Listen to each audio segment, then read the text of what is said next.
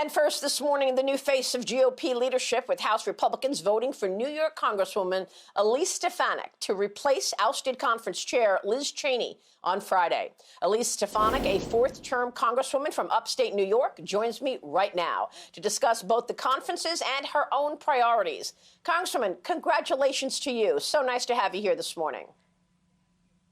Thank you so much. Great to be with you, Maria. So tell us what this new role for you means for the House Republicans and for the GOP agenda. Republicans are unified in exposing the radical far-left agenda of President Joe Biden and Speaker Pelosi.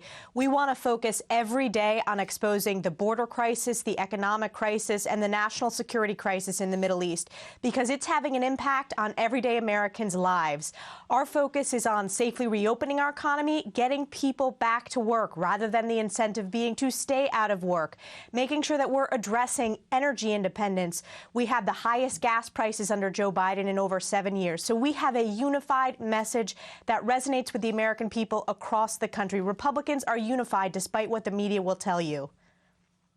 Yeah, Congresswoman, I mean, Liz Cheney has been focusing on January 6th, focusing on slamming President Trump.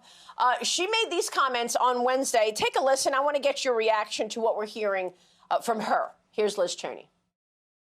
I think that it is an indication of where the Republican Party is, and I think that the party is in a place that we've got to bring it back from, and we've got to get back to a position where we are a party that can fight for conservative principles, that can fight for substance. We cannot be dragged backward by the very dangerous lies of a former president. Congresswoman, She is looking backwards. She is looking backwards. Republicans are looking forward. We are unified, and we are talking about conservative principles. President Trump is an important voice in the Republican Party.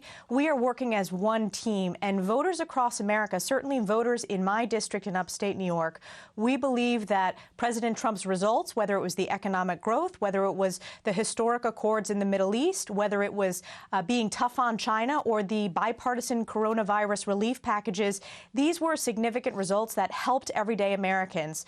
We are focused on moving forward, but also the stakes are so high. Look at how radical Joe Biden and Nancy Pelosi's policies have been. Joe Biden promised bipartisanship. We have yet to see any bipartisan legislation coming out of the Oval Office or the House. So I'm proud to represent the vast majority of Republicans, and that's why we needed to make a change of House Conference Chair. Yeah, so these are the priorities. How will you be able to move the needle and actually fight this radical agenda? You're in the minority. I know that you're just a few seats away from gaining the majority, but will you be able to do it? Are you expecting a free and fair election to enable you to do that next year? Well, that's one of the really important issues, Maria. When I go home to my district and as I talk to my colleagues, this is the case across the country, voters want to make sure that they have faith in our election system, which is why election integrity and election security is a top priority for the American people. And it should matter to you whether you're Republican, Democrat, or independent. This is why you're seeing state legislatures like Florida, like Arizona, taking action to address and strengthen their election systems. We need voter identification. We need chain of custody when it comes to the absentee mail-in ballots, signature verifications, and what the Democrats have put forward is a federal takeover to put them into power forever. The For the Politicians Act, HR-1, which would be taxpayer-funded campaigns. It would eliminate voter ID and take us in a radical far-left direction. Yeah, it's pretty incredible that they have gotten as far as they have with HR-1. It already passed the House. And we've seen Major League Baseball, a couple of corporations come out and blast Republicans for what we're seeing in terms of several states coming up with their own voting law legislation just recently, including Texas. There's also an audit going on in Arizona, which you've said you support that audit.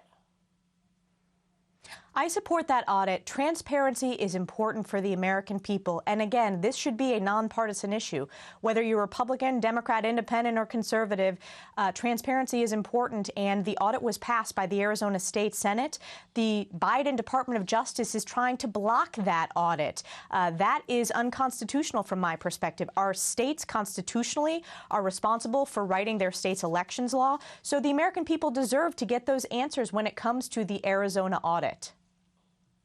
Yeah, I'm glad you said that, because the truth is the media won't cover this, and it's important that you see it as a priority, and we certainly will cover all that is happening on the voting front. Look, you have been hurled with hate ever since this took place. They are trying to attack, the left is trying to attack your record, saying that Liz Cheney is even more conservative than you are. Are you going to be able to withstand the attacks and hate being hurled at you? It's a great question, Maria. I am used to the attacks as one of the #1 most effective Republicans fighting back against the unconstitutional first impeachment sham against President Trump. I was attacked from everyone, from Hollywood, from the far left, from the entire Democratic ecosystem. And we stood up for the American people, the Constitution, my district, and the president. And ultimately, that was exposed as an unconstitutional impeachment sham. So I'm used to the attacks, but the stakes are too important. I have a very thick skin, and I'm focused on issues that matter to the American people. For example, when I go to my district and talk to a small business, you see help wanted signs everywhere in this country right now. Small businesses are desperate to fill jobs, and yet the incentive that Democrats have put forth is for people to stay out of work rather than going back to work. So I'm going to focus on the issues that matter. I'm happy to take the criticisms from the editorial boards, the anti-Trump, the Lincoln Project, because they're out of touch with the hardworking American people. I want to real quick run this soundbite of Bill de Blasio, the mayor of New York, joined me last year to talk about the state of New York.